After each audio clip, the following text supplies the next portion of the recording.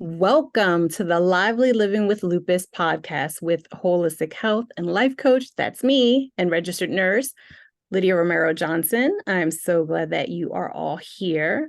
This podcast is created to inspire, to educate, empower, and support those looking to live their happiest and healthiest lives despite their diagnosis. And I'm so excited that today is the first interview and video, also podcast. Woo! Not only am I excited about that, but the first interview is my biz bestie, Lisbeth Overton. So I'm so glad that she is here to share her awesome energy, her knowledge, insights, experience, all the things with you all and us today. So this conversation will be on a pain in the neck. Hello, have you ever had a pain in the neck? Like, come on, like an actual like tight pain, stress, neck stuck pain, or like, that person pain in the neck. All the pains in the neck. So she's going to be talking about a pain in the neck and spiritual guidance. So let's get started. So Lisbeth, I'm so glad that you're here. Thank you. Thank you. Like, this is just so cool. Like, I'm just bowing to your awesome and to watch and witness your evolution. It's awesome. And I'm so humbled. Like, you chose me for your first interview. Like, Of course. I'm here for Absolutely. all of it. Thank you. Absolutely. You are so welcome. And please do introduce yourself so the people can learn about you, and you're awesome. Perfect. So I help women overcome the pain, anxiety, and fear of debilitating cervical dystonia so they could live with greater ease, confidence, mobility, and joy. Good stuff. Good stuff. And so where are you? Where are you physically at right now? I am in Minneapolis, Minnesota. Mm-hmm. With my hubby and our two fur babies, Gabe and Lovey. Oh, and it's 222. So I love it when I'm doing interviews and I get winks from my angels. So Awesome. yeah, we're just chilling in Minnesota, and it's pretty chilly. It's pretty chilly here. That's right. Yeah. I always love talking to Elizabeth, and it's like, warm over here and they're like have ice over there or something like that. And then somehow then there's days where it's hotter over there than over here. And I'm like, okay, I don't understand this. All right. So we're going to get started on some of the questions. And, I just thought that it was important and could be really helpful to bring this topic to this community. I personally have actually had what they call torticollis, right? Which I know, you could touch on that some, but, that can go in line with some of that at times. I was never diagnosed with cervical dystonia, but I have had periods years ago where I was stuck. Like my neck was off to the side. I was stuck. I had intense pain. I had to take medications and physical therapy and all kinds of different things. So, I am excited to get into this, to pull out the nuggets that could be helpful for this audience. So the first thing I wanted to kind of go into was just because I know, they may not know, but I know that you have definitely incorporated spiritual guidance into your health and wellness journey, right? Like that's a big part of your role and your work as a holistic practitioner. So I wanted to see, what you could share with us in regards to spiritual guidance and the role it plays in healing. I'd love to. So, I think spirituality is a pretty charged word. And a lot of people and individuals whom I have worked with have more than not have maybe had a negative experience with, let's say, certain types of religion or upbringings or practices. And so some people have a bad taste in their mouth. And so I grew up going to church and all of these things. And as an adult, like we joined a church so that my husband and I could get married. in a church, or actually we wanted to get married outside, but it's Minnesota, so it was May. We had to have outside because it snows here on May 3rd, my birthday. So anyway, Yeah. so, and it was interesting because there was a new person at the helm, and I just got this, talk about pain in the neck. I feel things in my body, and when our intuition is literally a built-in safety mechanism, so that when something in our environment is off, then we get a red flag or a kick in the gut, or like, what? We start to pay attention where otherwise maybe we're not paying attention. And I was like, something is off with this person. I do not feel comfortable, so I'm going to remove myself. And so bottom line is, when you have a condition or a diagnosis or a label, much less a rare neurological disorder, you will do everything on God's green earth to get rid of it. And so you go searching. And I just started searching. And when you're searching, you're looking for answers. And so I just started doing one thing after another. So it was like, first it was nutrition school, and then it was yoga teacher training, and then it was meditation training, and then it was like Akashic records. And then I learned about energy through holistic stress management. And so what I discovered, Lydia, is that I considered myself to be spiritually bankrupt. And all that means, really, in plain English, is I believe in a higher power. Yeah, I believe in something greater. And if that's true, why am I suffering? Why do I feel so freaking bad? Like mentally, physically, emotionally, like there's some incongruency here. And so then I was like, okay, wait a minute, because I practice the 3 C's, and this is what I teach my clients: compassion, creativity, and curiosity. It allows you to bypass the inner critic or the ego, and instead shifts you more into the direction of questioning. And in every question inherently lies the answer to what you are seeking, what you want to know. And so what I discovered in my questioning was, let me see, if I start to believe more and trust in this idea that, there is a higher power, and that it is like coming to bat for me every single day and every single chance, even when I have these weird things in my body that I do not understand, what I discovered was the depth of my faith in that belief was synonymous with the supply I was given.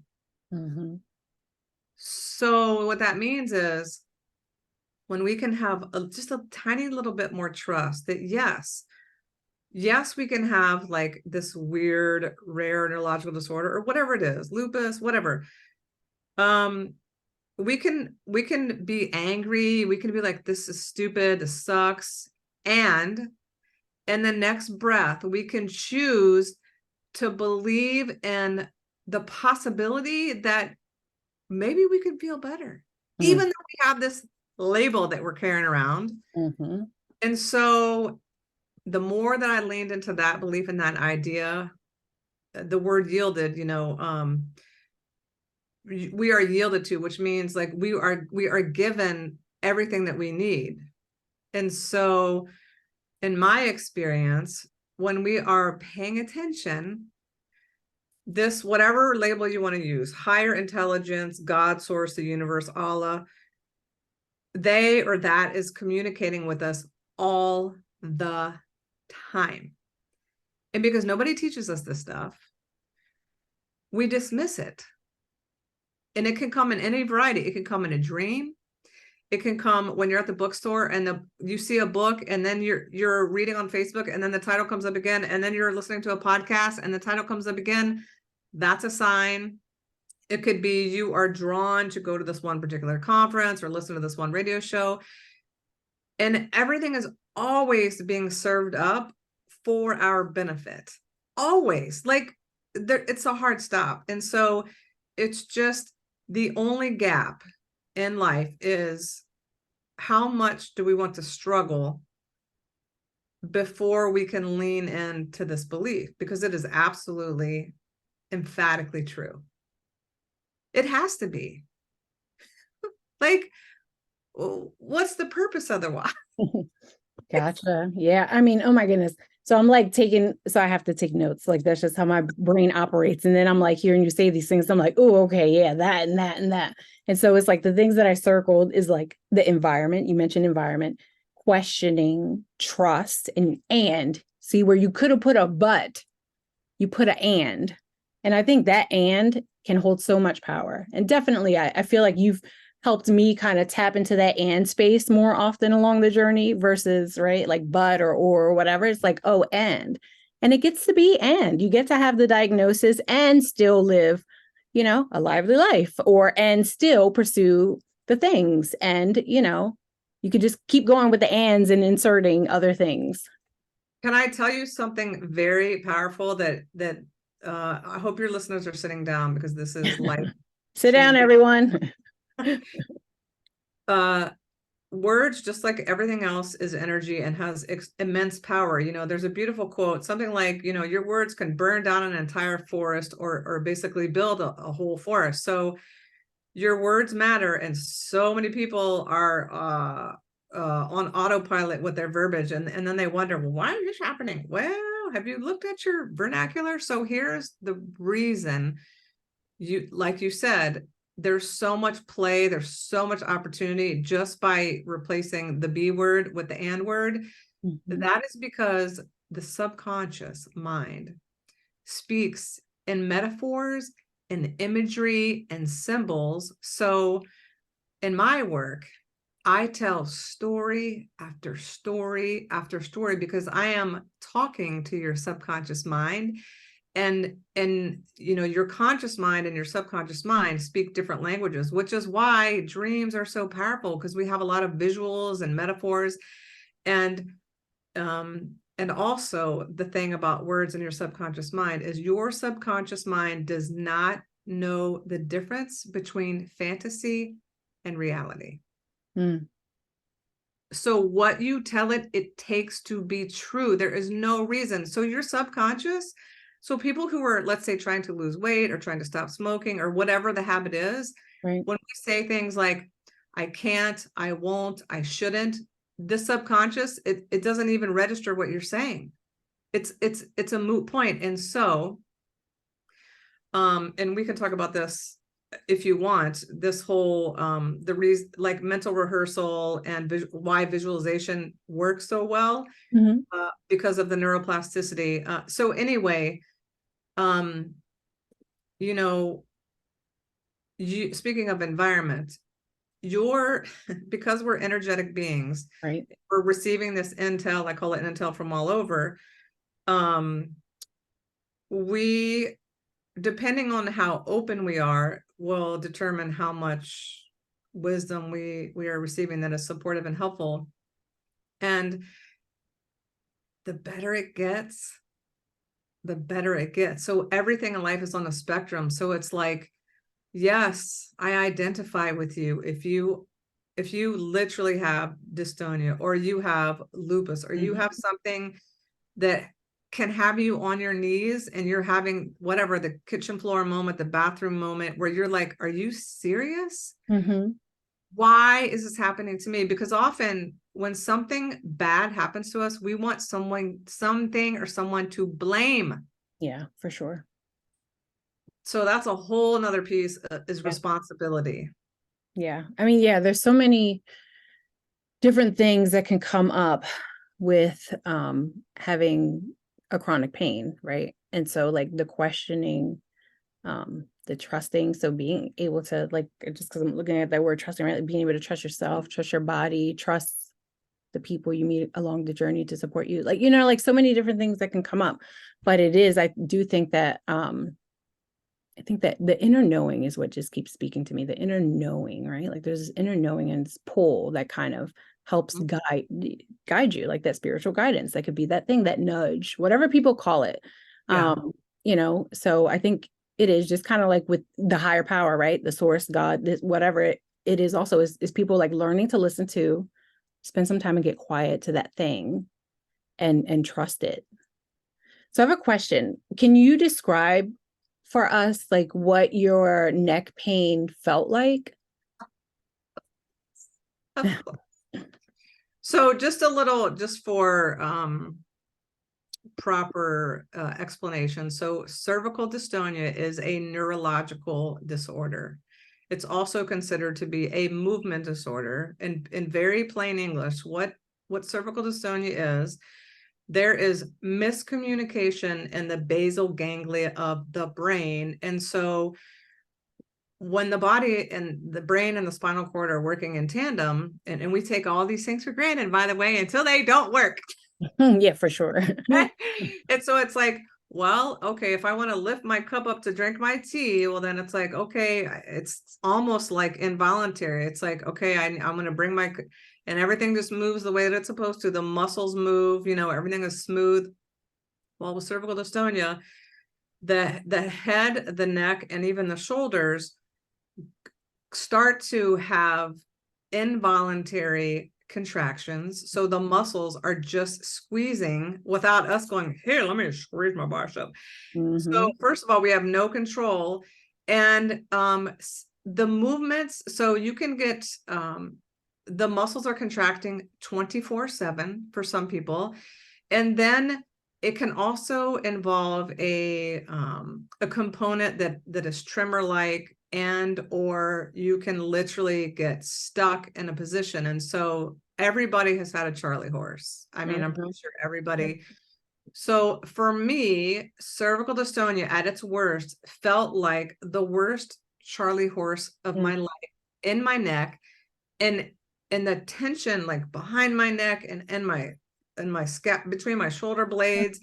It was literally like the noose around my neck. It felt like there's something called a vise that people use in workshops, where you put a piece of plywood and you crank the dial. I remember that. It's squeezing that. It felt like my neck was in a vise.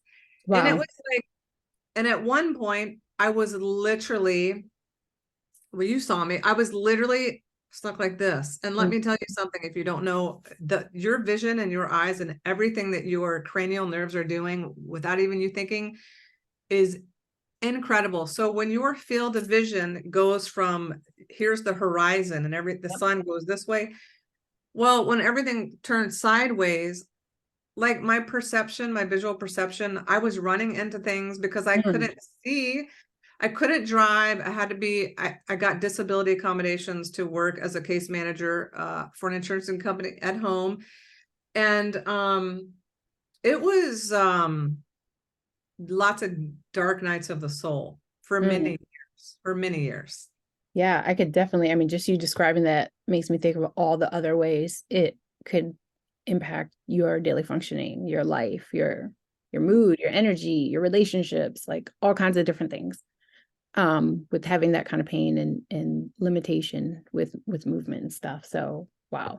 So there was something that you just said that I definitely would like to ask you to touch on, please, because I think especially our audience, might appreciate some insight from there to see how it may benefit them. So the disability accommodations at work. So that's just something like I remember years back when I was struggling with, when lupus stuff was really bad for me, that I was thinking, oh, I might have to file for disability or something like that. Like it was there. And, people were talking to me about disability accommodations at work. And I'll be honest, where I was now versus where I was then, I don't think I had the oomph in me to even know how to position myself to advocate for an accommodation. Yeah. So what's any nuggets or anything that you could share on that? So, having been on short-term disability, even before, like even far before I had surgery on my neck in 2012. So before my surgery, I actually was on a short-term disability because my job, I was wearing a headset for 8 hours. I was looking at 2 huge monitors. I was like typing and talking and doing all the things. And it was like, I mean, just regularly we get attention. Right. And oh my gosh. And also being a nurse, it was like, sure, in everything in life, there are people who ruin it for other people, right? And so I literally, so this is a lot of, it's an onion. Okay. So I literally felt like I was made to feel like, what and again, that was just a reflection of inner work that I needed to do. Like I had some shame about asking for the support I needed. And it was like, oh, okay, this is no different than vacation. Like this is a right that I am entitled to. And I'm not going to feel shameful for asking for it. So after that stint, and then when it got like I thought that was bad. That was nothing. Not being able to drive a car. Yeah. You talk about feeling like your whole freedom has been taken out from under you. And I have empathy for people that maybe are older in age, and it's like, you can't drive anymore. It's like, what? What do you mean? And so it was like, okay, well, what are the things that I can do? Okay, well, if I can take breaks, if I can stretch, if I don't feel like I am under this time crunch, because everybody knows who has any kind of chronic anything, stress exacerbates everything and it makes everything worse. And so it was just, I mean, I think if I would share one nugget, it is being crystal solid and crystal clear in your right to ask, and it behooves your employer for them to support you. And so I just come again from this big level view of like, I am always supported. It's okay for me to want what I want. And listen, if the things that you don't ask for, you're not going to get. Yep. Oh, for sure. Say it again. No. Shoot for the moon, because dude, yeah. Why wouldn't you, like, I expect miracles. So I have a very bodacious, like, we're going all in because that's what we deserve. Yeah. So it's really having this faith and this confidence of like, okay, you know what? Maybe what happened to me is not my fault. It is my 175% my responsibility for how I play with this condition, for how I show up. And I could be pissed off. Sure, great. Sure, go ahead. How is that working for you? And when you feel like the victim and you go to try to apply for accommodations, well, you're less likely to get a good result because you're just in this vibe of like, this will never work for me. Who am I to ask for this? You have to be your own advocate. And it's unfortunate that in the world that we live in, it's literally like you kind of have to fend for yourself, honestly. And so it's really having the, and if there's any ounces of unworthiness, or I had a lot of shame about my condition, I didn't want to tell anybody about it. I wanted to just hide and for the freaking thing to go away. I did not.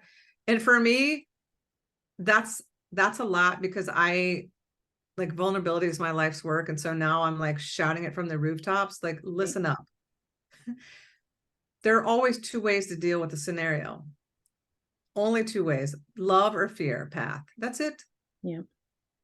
So someone might say, well, everything in my life is showing me that I don't deserve this, or I'm not worth this. So why, blah, blah, blah. Right. Okay. And is that working well for you? What can you pull in to support you? There's a saying, a rising tide lifts all boats. Like, having this idea, well, no one ever helps me and nothing ever works out for me. And that's easy for you to say because blah, blah, blah. Well, you know what? I have done the work. And it's like, how could again, it comes back to the questions. The solution is inherently in the question. So if you do not know what to do, like you said earlier, get still, because the communication is very subtle, coming from the big daddies and the divine. And so some of us, what happens, right? We get run over by a car. We get cervical dystonia. We like have a miscarriage. We have some life-altering experience. Right. Because we're too freaking busy to pay attention. And so the universe will literally knock you upside your third eye right here and force you to not be able to drive, to not be able to leave your house, so that you can sit and be like, Look, or give you a pandemic to go ahead and sit for a while. No. The best thing that did was provide epic amounts of clarity about what actually matters. Because let's be real, the things that people have been giving meaning to are so superficial and so on the surface and so insignificant, right? There's nothing better than peace of mind. There's nothing better than authenticity. There's nothing better than like just soul connections with other humans. Like, what else is there? I mean, yeah, I mean, you just speaking on that love and fear, right? That there's love and there's fear. And that one like really stands out to me. And I almost feel like it makes it easy in a sense, right? Like, it's like, okay, I have all this stuff kind of going on in my head and in my heart and all around me and everything else. Hold on, quiet, and like, which way? Right. And so, also too, then that, giving the energy for that advocacy for yourself, I think with love comes more of that strength and that clarity and that confidence, right? And also, like, this always comes to me, it's kind of like I definitely throughout the years have had periods where here I am standing up advocating for someone or something or a situation or whatever, but then when it came to my own thing, it was kind of like, no, not so much. And so definitely want to encourage all the listeners, to really think about that. Like, think about, tapping into that space of love for yourself, right? Of course, love all the people, love all the things, and still love yourself and be able to advocate for yourself, to feel better. Like, really. the saying is, the thing that we need to learn the most is the thing we most need to teach. So, and also, the same exact thing you're talking about, sometimes it's hard to take your own medicine. People can, I call it talking out of both sides of your mouth. Over here, you're preaching to blah, blah. Right. And over here, this is why the saying is so true. Right. Do as I say, not as I do. If you have children, I want you to listen to this. Children do not listen to what you say. They listen to what you do. And if you were talking out of both sides of your mouth and over here you're preaching this, and over here it's kind of like, I mean, I'm just going to say it because it's supposed to come out of my mouth. Like, people that they're out biking with their kids, the kid's got the helmet on, the parent doesn't have the helmet. That's a little bit of a mixed message. Just saying, if the adult gets hit by a car and they have a brain injury, who's going to take care of the kid? So if you don't have the bandwidth to do it for yourself, do it for your children, because you are who they are looking to model, and they need to know that you know what's going on. They need to know that you are strong and that you are safe and that you can handle big things that have a lot of emotional components. I mean, and that's why I call parenting as a spiritual calling, in my humble opinion, because for sure, we there's no way to be a perfect parent, and there are a billion ways to be a good one. Yeah, no, that's good. All right, so I have a question. So, okay, what's something to avoid, and if like someone has neck pain, so whether it's cervical dystonia or just like what I had, I guess it wasn't cervical dystonia, but it was torticollis and not like a more chronic thing.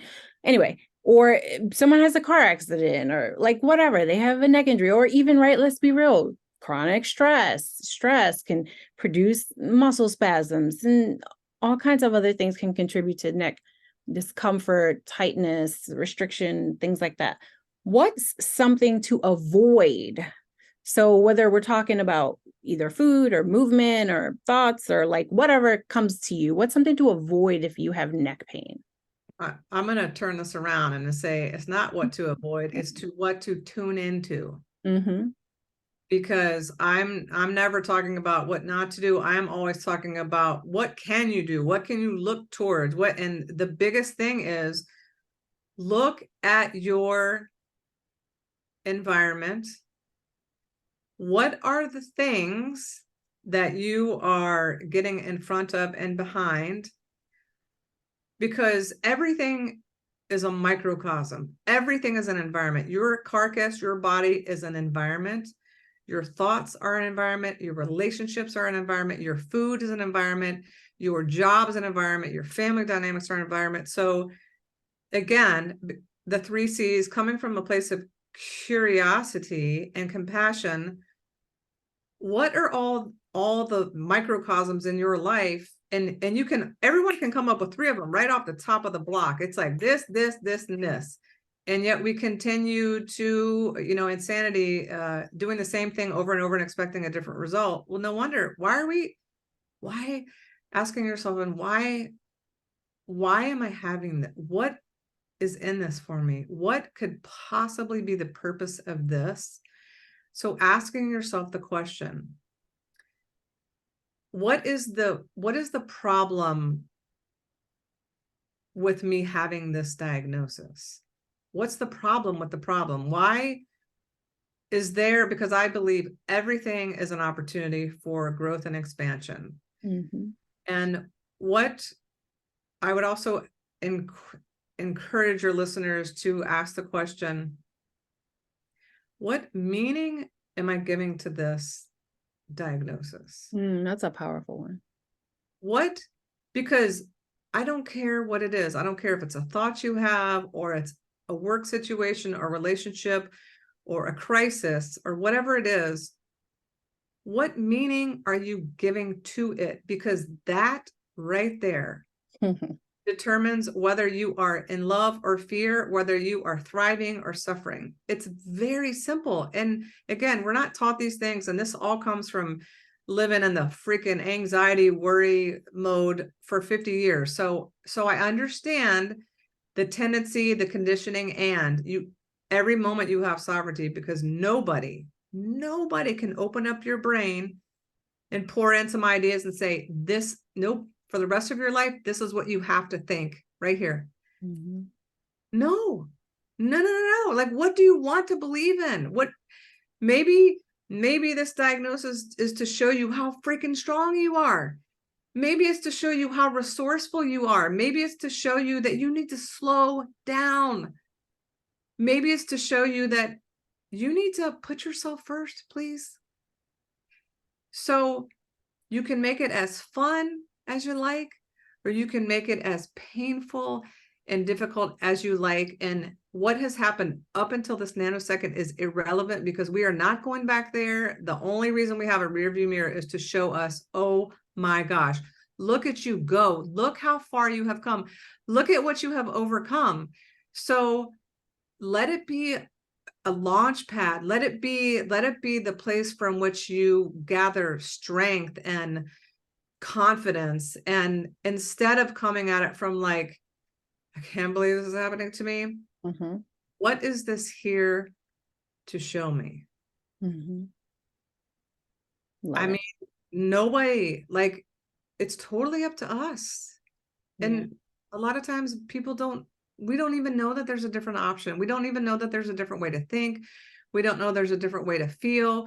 We don't realize that every time we think a thought, we automatically create a chemical cocktail. And so people have a mindset like barometer, and people have an emotional barometer. Most people are bathing, well, because we have a negativity bias, like we said at the beginning. And so you have to consciously choose a different thought, and you have to choose, if you had your druthers, if you got to like paint the canvas and you got to say how you felt every day, what is it? Is it peace? Like, oh, you know what? I'm just going to like settle in. Like, this is just, oh, this is good. Is it confidence? Mm-hmm. Like, you know what? I have this condition, but you know what, dude, my body carries me every day. Like, my spine helps me stay upright. I can swallow by myself. I can hear, I can read. Let it be something that helps you acknowledge how amazing you are and how strong you are and how much you have the ability to overcome. And then you can decide, do I need to push the boulder up the hill, or can I just sit back and let the support of the universe, or whatever you want to call it, let me flow down the river? Mm-hmm. And because when you do that, there's no resistance. there's more allowing, there's more capacity to receive. And so it takes a lot of energy to fight. Oh, yeah.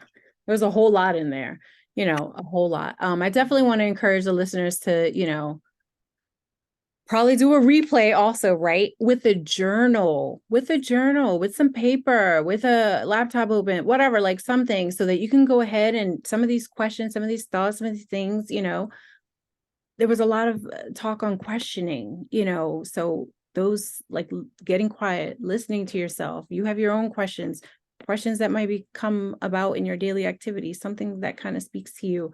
Start writing those things down. They're giving you information, and that could be some sort of guidance. And so being able to, explore that some more. Now that's awesome.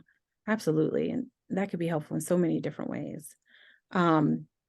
Okay. So I wanted to ask too, like a physical thing. So like, I know for me through my journey with the neck pain, like definitely having a heating pad was something that was helpful. In addition to like heat, what is something else that someone could do to kind of like feel better with that? Well, so again, like I'm not here to like diagnose or treat. Right.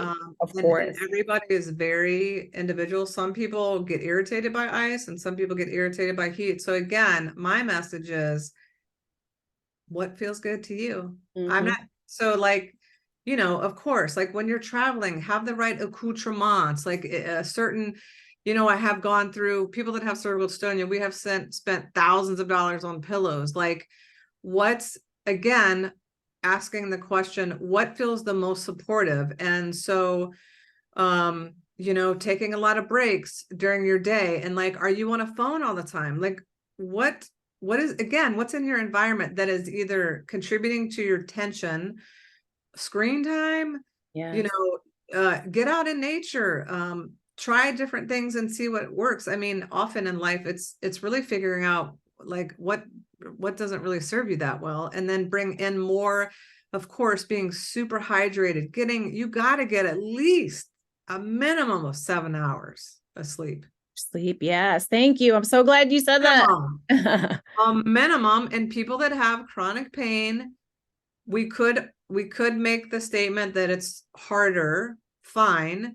I would encourage people to try out yoga nidra. It is the most powerful ancient meditation technique that I started listening to because I had severe insomnia. I could not sleep. And so sleep is huge, and everything is connected to everything else. Anything can cause anything. So again, question. Yes. You already know 3 things that make you feel amazing, and the 3 things that make you feel terrible. So how can you cultivate more of the good? Bring in more of the good. Ask for more support. Here's the thing. And if you are born with the operating parts to carry and deliver a baby, it's just true. You can do all the things and a bag of chips, and it's easier if you just do it yourself because it's going to be better. Whatever.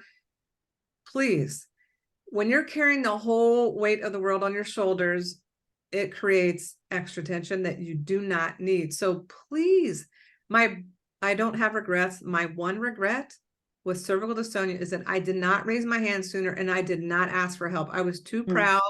I was like, who am I? How could I possibly have manifested this freaking awful? Listen, all the things, anger, shame, pissed off.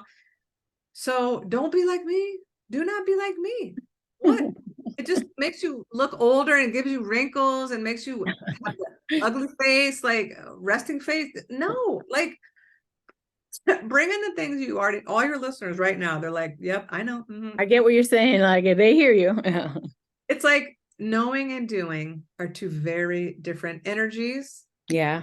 That's One true. is love That's and true. one is fear. No. Listen, dude, whatever has happened up until now, it doesn't matter. No shame, no blame. Just right now, just commit. You know what? I deserve what I deserve. I deserve to feel good. What are 3 things? I'm going to pull them in. I'm going to have boundaries. I'm going to honor my sleep. I'm going to honor my water. I'm going to honor my movement, my stillness. You just got to start somewhere. I love that. Yeah, absolutely. Like things get to turn around right now, like in this moment. I love that. Yeah, Wow. So this has been great. This is awesome. There's so many like golden nuggets. Again, like I said, please do listen back and jot some things down, journal on them. Please let us know if you have any questions. Definitely there's an opportunity within the podcast to ask a question. So you can go ahead and do that with the Spotify feature. And so thank you again, Lisbeth. This has been awesome. So glad to have you. Is there any one last little bit you want to share? Yes. Remember that you are actually supported always and especially and even in those moments where you're having the dark night of the soul. And the more you keep leaning into this idea and this belief, the more of the clay that you will be given so that you can, like you are the sculptor, right? Like Michelangelo. So your work, my love, is to just chisel away the parts of the clay, the parts of your sculpture, your masterpiece that you already are that do not serve you. You hold the power, you hold the key, and the more you trust, the more you will be yielded to, the more supply you will be given. And pretty soon you're going to look back and be like, I remember the day. I remember the day that I shifted, I committed, and I went all in. And oh man, am I ever grateful. Yeah. That's a beautiful message. You are supported. All right. So tell us, please, how can our listeners connect with you, stay in touch with you, your awesome energy, your work, share your contact happenings? What do you want to share? Probably the easiest way is just go to my website, lisbethoverton.com. Words have healed me, which is why I have 2 affirmation decks, 2 journals. There's a free manifestation thing on there that you could do. Also, I have 5-day challenges for people that have cervical dystonia, which of course can help you and support you have cervical dystonia. However, if you're just really tired of being stuck, being angry, being meh, it will absolutely support you too. So you can, I'm currently having one right now, December 4th through the 8th, whenever this gets published. So if you want to come on in a couple days after it started, it's totally cool. It's a space that's very uplifting and very discerning, and it's very clean energy, and it's powerful, and it's transformational. And I would love to connect with anybody who feels the pull. The pull. That's right. Feels a pull. That is awesome. Well, again, thank you so much. So glad that this day has finally come. So, listeners, I want to ask if you enjoyed this podcast episode, please like it. Please share with a friend. If you know someone who has neck pain, cervical dystonia, lupus, whatever, please do share it with them. Follow, subscribe, like all the things, write a review, all that stuff. And also, I want to let you know that if you're struggling with lupus, if you're not thriving right now with lupus or another chronic illness, I'm your coach. Reach out to me with a combo of lupus, Sjogren's, celiac, autoimmune stuff. I've been able to change a lot of things and change the game for my life. And I want to help you do the same. So reach out, and thank you again for tuning in, and look forward to next time.